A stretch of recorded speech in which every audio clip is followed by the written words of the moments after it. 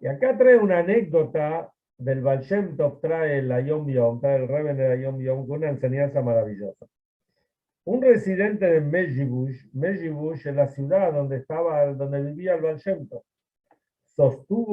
en Ucrania, creo que es, sostuvo una discusión con otro. En cierta ocasión, estando en la sinagoga del Baal Shem Tov, gritó que lo despedazaría como un pescado. Así le dijo uno al otro. En Yiddish se dice, koiría que o sea, lo despedazaría como un pescado. El Baal Shem Tov ordenó a sus alumnos que se tomasen de la mano y se parasen junto a él con los ojos cerrados. El Baal Shem Tov colocó sus sagradas manos sobre los hombros de los alumnos que estaban próximos a él.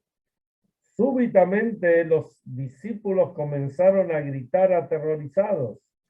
Vieron como en efecto aquel hombre desgarraba a su contendiente como a un pescado. O sea, vieron ahí en esa visión que les hizo el Baal Shem Tov como que el que le gritó al otro lo estaba despedazando como un pescado. Explica la Yom Yom, ello demuestra a las claras que cada cosa potencial tiene un resultado concreto, ya sea en forma física o en el plano espiritual, que solo puede ser captado con sentimientos más elevados y refinados. O sea, el Baal Shem Tov, que obviamente estando con los pies en este mundo, podía percibir lo que está pasando en esferas celestiales o en otras dimensiones más elevadas. Entonces el Baal Shem Tov podía percibir lo que pasa cuando uno habla, cuando uno dice. A veces el efecto no es práctico, pero sí, ¿vieron cuando alguien dice, como se dice que hay gente que tiene una lengua filosa? Entonces hay que tener cuidado cuando uno habla de las cosas que uno dice, porque tal vez en la práctica, en este mundo terrenal, no encontramos, no tiene, ¿qué tal Eduardo? ¿Cómo va? No vamos a encontrar que se Hola, produzca en hola. la práctica. ¿Qué tal? Pero en dimensiones superiores, indudablemente que sí se produce un desquebrajamiento, sí se produce un quiebre entre un yehudí y otro, Haz de Shalom. Y entonces es muy importante cuidar la palabra de uno. Como dice el Talmud, que cuando dos personas están hablando mal de un tercero, hay tres que se dañan. Y pregunta, ¿por qué tres? Si uno habla mal del otro, el que habla mal está haciendo mal. El que escucha está haciendo mal por escuchar. Pero el tercero, que es el damnificado, ¿por qué es dañado? Es dañado porque todo lo que se habla empieza a correrse la bolilla de que este es esto, lo otro. Vieron, ensuciar a una persona es muy fácil, pero limpiarlo a veces ni se puede limpiar. A veces es muy, muy difícil. Entonces uno tiene que ser muy cuidadoso con el don maravilloso que Hashem nos dio, que es el don de la palabra. Que la única criatura, justamente hablamos de la creación, hablamos la semana pasada, el Bereshit, y vamos a hablar hoy ahora en Pashat Noach, que todo tiene que ver con la creación, y la única criatura que puede hablar, que hablar en forma racional, es el hombre, el ser humano, hombre, mujer me refiero. Entonces, este don que Hashem nos dio es para que lo utilicemos de la mejor forma posible. Y acá vemos algo interesante. La semana pasada, mejor dicho, fue una semana cortita porque Simchat Torah fue el día martes. Entonces, y recién ahí el martes terminamos con la última parshá de la Torah, que es Bezot Abraha. Y empezamos con la primera de toda la Torah, que es Bereshit. Que Bereshit habla sobre la creación. una semana muy cortita y ni siquiera tuvimos mucho tiempo de analizar, por lo menos en este espacio.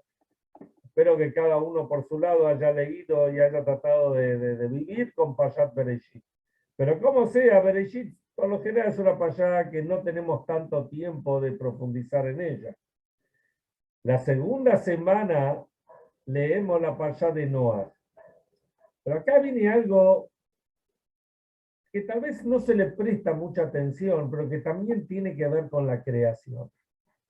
La creación fue hace 5.783 años con el Bereshit. Bereshit bara Elohim et hashamayim bet haaretz. En el comienzo Dios creó los cielos y la tierra, etcétera, como sigue contando los versículos. Pero en realidad dice que cuando Noah salió del arca de la Teibá, también es una creación. Dice que Noah vio Olam Hadash, un mundo nuevo. O sea que la creación no fue solamente, o el concepto de creación, no fue solamente al comienzo cuando Hashem creó los cielos y la tierra, sino después del diluvio, también se produjo un mundo nuevo.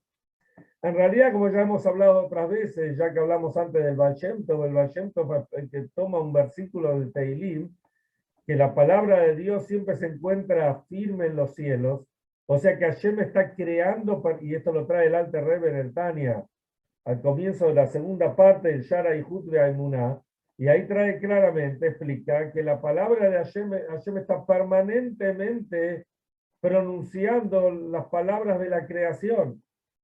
Porque si por un instante Hashem dejaría de pronunciar estas palabras, Haz de Shalom, el mundo volvería a Tohu Babou, a toda la confusión y desolación como era al comienzo de la creación, antes de crear la luz y separar las aguas, etc. Como un generador, por ejemplo, tenemos luz. Si Haz de Shalom se corta la luz, ¿por qué se corta la luz? Porque el generador deja de generar, porque se produjo un corte en la generación de la luz, de la energía. Lo mismo sucede con el mundo. Si Hasbe Shalom por un instante Hashem deja de pronunciar, eso explicaría la nueva humanidad después del diluvio, sí. Sí, en parte, porque el mundo no dejó de existir. Pero si Hashem no dejaría de pronunciar las palabras con las cuales creó al mundo, los Azaram Amarot, los 10 dichos con los cuales Hashem creó al mundo, el mundo volvería a la nada como era antes. Pero ¿qué quiere decir ahora? Justamente, creo que José preguntó, ¿no? Sí, José preguntó. Él pregunta que vamos a hablar justamente sobre este concepto de un mundo nuevo. ¿Qué es lo que Noah vio un mundo nuevo? Pero antes de eso tenemos que analizar el primer versículo de esta parsha. El primer versículo dice, Eile toldot Noah, Noah ish tzadik, tamim ayabe dorotav, eta Elohim italech Noah. Dice, esta es la descendencia, la historia de Noah. Noah era un tzadik, una persona piadosa, justa, y Noah en su generación, y Noah seguía los pasos de Hashem. Vemos, si miramos así un poquitito, vamos a ver que 3 veces está escrita la palabra Noah. ¿Por qué está escrita 3 veces la palabra Noah? Hay un midrash que dice, porque Noah vivió 3 etapas. 3 etapas claras. La primera etapa fue la etapa antes del diluvio. Por supuesto que el mundo, ¿por qué Hashem trajo el diluvio? Como cuenta la Torá al final del Bereshit y al comienzo de la pasada de esta semana. Había mucho robo, mucha corrupción. O sea, toda comparación con nuestro presente no es una casualidad. Había mucha corrupción, mucho robo, mucha promiscuidad. No me refiero solamente acá en nuestro país, sino en el mundo suceden estas cosas. Mucha promiscuidad, corrupción, robo. y el mundo no seguía con los parámetros con los cuales Dios había puesto las normas de conducta que Hashem había puesto en el mundo. Sin embargo, ustedes vieron, ¿no? También nos toca vivir en un lugar que, por lo menos acá en Argentina, que podemos entender mejor las cosas a veces. Tal vez en otros lugares más ordenados les cuesta entender cómo era la época prediluviana. A nosotros tal vez nos cuesta un poco menos, pero no solamente no es una cuestión de decirlo en forma risueña, sino lo estoy diciendo en serio. Países normales tienen un orden. Tienen un orden, esto funciona así, y esto funciona así, y esto funciona así. Lo que hay que entender a veces es que dentro del desorden también hay un orden. Y eso es lo que estamos acostumbrados nosotros. Sabemos que hay determinado desorden en algunas áreas, y ese desorden, ¿cómo podemos nosotros continuar nuestras vidas? Y relativamente nos damos una eitze, como se dice en Yiddish, nos las arreglamos para seguir adelante y para seguir creciendo y, ¿por qué no?, para seguir triunfando. ¿Cómo lo logramos? Porque dentro del desorden hay un orden, el desorden tiene un orden. Y esta es lo que Noah vivía. El desorden que había, desorden de acuerdo a los parámetros que Hashem había indicado cómo tenía que ser la vida en el mundo, ese desorden tenía un orden. La segunda etapa que vivió Noah fue una etapa de destrucción. Todo lo que era el mundo, el agua llegó, calculen que dice que el agua tapó, así trae la Torá, si van a leer el texto, tapó incluso los montes más altos, se llaman los montes Ararat. Hay que ver si es el monte Ararat de hoy en día, que creo que está por Turquía o algo así, o tal vez el Himalaya, pero tapó todos los más altos picos del mundo. O sea, no había océano, no había continentes, no había nada, tapó todo. Más aún dice que el Mabul se llevó hasta 3 fajim, o sea, una parte de la tierra misma se llevó consigo. Pero cuando Noach salió de la Teibá, Hashem le dice, Tsemina Teibá, salí de la Teibá. Algo interesante, ¿no? Acá entre paréntesis. Cuando Noach entra a la Teibá, entra al arca, Hashem le dice, Boe la Teibá, entra a la Teibá. Teibá quiere decir arca.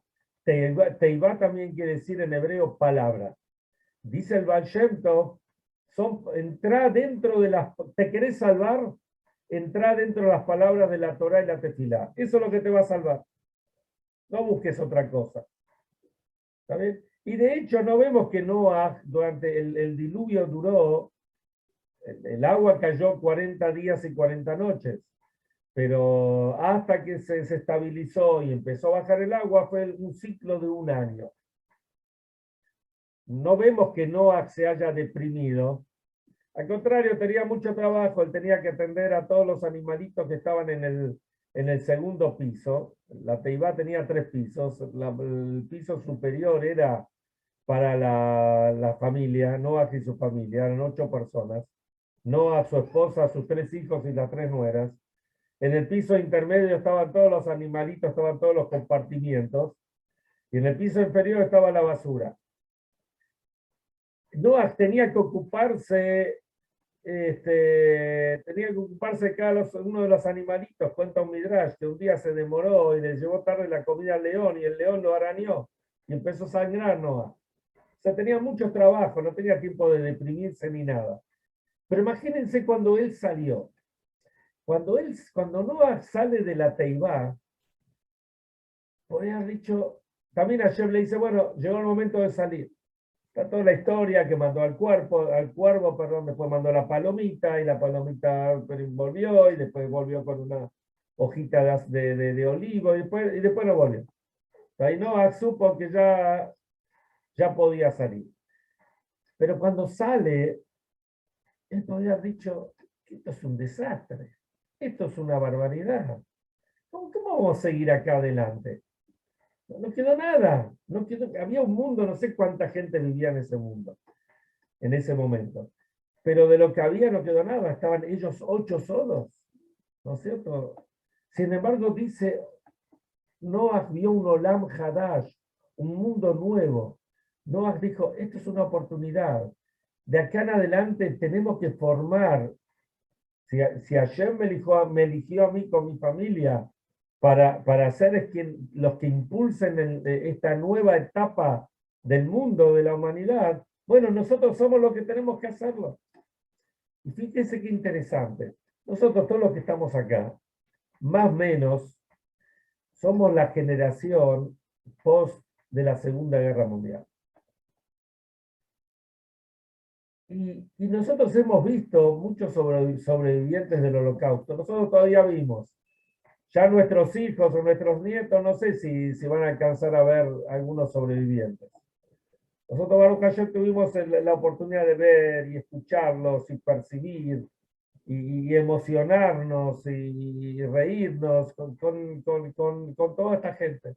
Pero vimos cómo la mayoría de esta gente que ellos salieron a un Olam Hadash cuando ya pudieron salir de Auschwitz o de Treblinka o de Majdanek o de cualquier lugar donde estuvieron.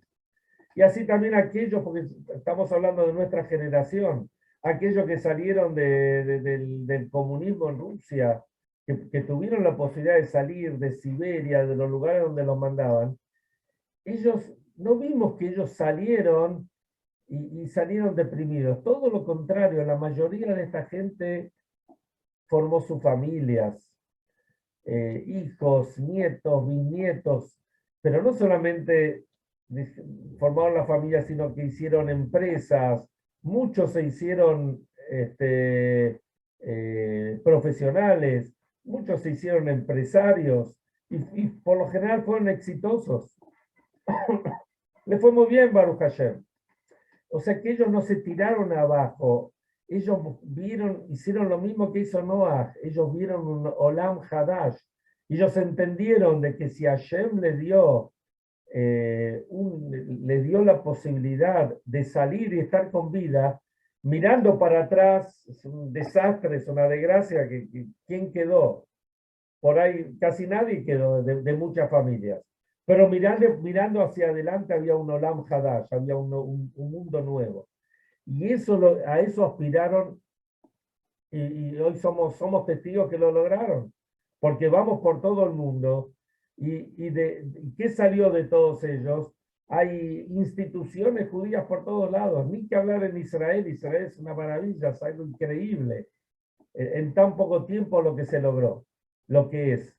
Cuenta el Rab Israel Meir Lau, que fue el gran rabino de Israel, que estuvo acá varias veces, Ashkenazí en este caso, pero él fue muchos años gran rabino de Tel Aviv. Ustedes saben, bien, cuando uno habla de las distintas ciudades en Israel, uno dice, bueno, Jerusalén es una ciudad donde hay mucha gente observante, muchos religiosos. Bnei Brak, que es la ciudad, son todos religiosos por ahí. Farjabat, son todos datim. Pero cuando uno habla de Tel Aviv, bueno, Tel Aviv es una ciudad friendly para muchas cosas. ¿Saben cuántos templos, cuántos Shil Betacneset hay en Tel Aviv? En Tel Aviv hay, por lo menos cuando Rab Lau lo contó, 530 Batei Knesset. ¿Está bien? Es un montón. ¿Está bien? En una ciudad que uno piensa de que no es amigable religiosamente hablando. Sin embargo, en el momento que Rablau contó, había 530 Batei Knesset. Seguramente hoy hay mucho más. Y así también a lo largo y ancho del mundo. Uno de los que fue acusados en los juicios de Nuremberg, ¿se acuerdan de los juicios de Nuremberg? Uno de ellos, cuando lo interrogaron, me imagino que fue antes de colgarlo, cuando lo interrogaron, él dijo que el plan de Hitler y Eichmann y Max Schemam era destruir a todos los Yehudim que había en Europa. Entonces le preguntaron, ¿por qué en Europa? Pero si tenés un montón de judíos en América, porque en América ya había muchos judíos. Acá en Argentina, en Sudamérica había muchos judíos y en países alrededores. En Australia había judíos, en Sudáfrica había judíos. Pero ellos dijeron, no, de esos judíos no va a quedar nada. Así decían los nazis y Max Schemann. Si nosotros destruimos lo que hay acá, y perdón, ni que hablar en países sefaradí, en esa época todavía, en Siria, había en Egipto, había en todo el norte de África, había Yehudim, en Marruecos, Túnez, etc. Sin embargo, Turquía ahí los aniquilaron a todos, Turquía y Grecia, etc. Sin embargo, ellos decían, aniquilamos a esto del otro, en 2 o 3 generaciones no queda nada. Por eso estaban tan empecinados en aniquilar en Europa, especialmente. Pero el punto central acá es que cuando uno sale, cuando ellos salieron, vieron ese Olam Hadash, viene ese mundo nuevo lleno de oportunidades que Hashem nos da para poder trascender, para poder transformarlo, para poder hacer de este mundo una morada para Hashem. Eso es lo que tenemos que hacer.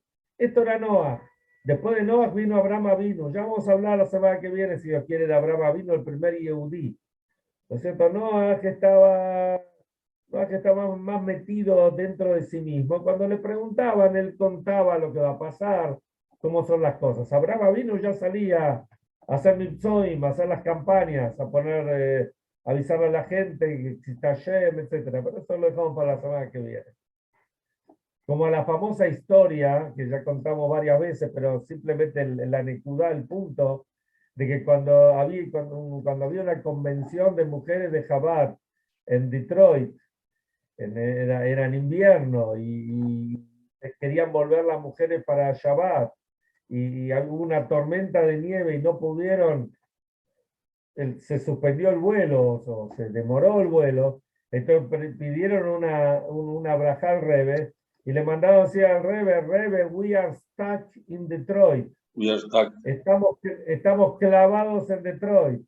Entonces el Rebbe le dijo que no entiende. ¿Cómo que no entiende? El Rebbe entiende lo que quiere decir. El Rebbe le dice, un Yehudí nunca está stuck. Un Yehudí nunca está clavado en un lugar. Si uno cree que se clavó en un lugar, es porque es una oportunidad para hacer algo. Te quedaste clavado en un aeropuerto, en una estación, en lo que sea. Busca otro Yehudí, busca a alguien para hacerle un favor, para ayudarlo, para acercarlo. Este es el Olam Hadash que vio Noah. Y este es lo que no va. Y Noah, justamente, la palabra Noah que está traído en la Kabbalah, en el Zohar, que es Noah, viene de placer. Placer, dice justamente el pasuk, el versículo, dice, Eile toldot Noah, Noah ish tzadik. Esta es la generación de Noah, y repite, Noah era un tzadik. ¿Para qué tiene que ser 2 veces decir la palabra Noah? ¿No podía decirlo una sola vez? Podría haber dicho, Eile toldot Noah, Shehu tzadik, él es un tzadik. ¿Para qué decir 2 veces la palabra, el nombre de él? Y la respuesta es porque él trae tranquilidad, paz, placer a los de arriba y placer a los de abajo. Así está traído en los libros cabalísticos. Y así también Noah viene de descanso, que es todo el tema del Shabbat. El Shabbat, que es una degustación. Shabbat es para descansar, pero Shabbat también dice que cuando venga el Mashiach va a ser Yom Shekulah Shabbat Lejayea Olamim, va a ser un día que va a ser todo Shabbat eternamente, por el placer que va a haber ahí. Te carata la Shabbat One, que al Shabbat le pones placer. ¿Vieron cuando uno va, hoy en día, cuando uno contrata un catering? Entonces primero lo invitan a hacer una degustación. El Shabbat es nuestra degustación de lo que va a ser cuando venga el Mashiach. Así que ya que estamos hablando de Noah y que Noah vio un Olam Hadash, que ya veamos el Olam Hadash, el mundo nuevo, con la venida del Mashiach, con el eterno Shabbat, El eterno Shabbat no quiere decir que no vamos a hacer nada. El eterno Shabbat quiere decir que vamos a tener una vida muy espiritual y muy especial y de muchísimo placer, que eso va a ser inmediatamente con la venida del Mashiach. Nos vemos mañana.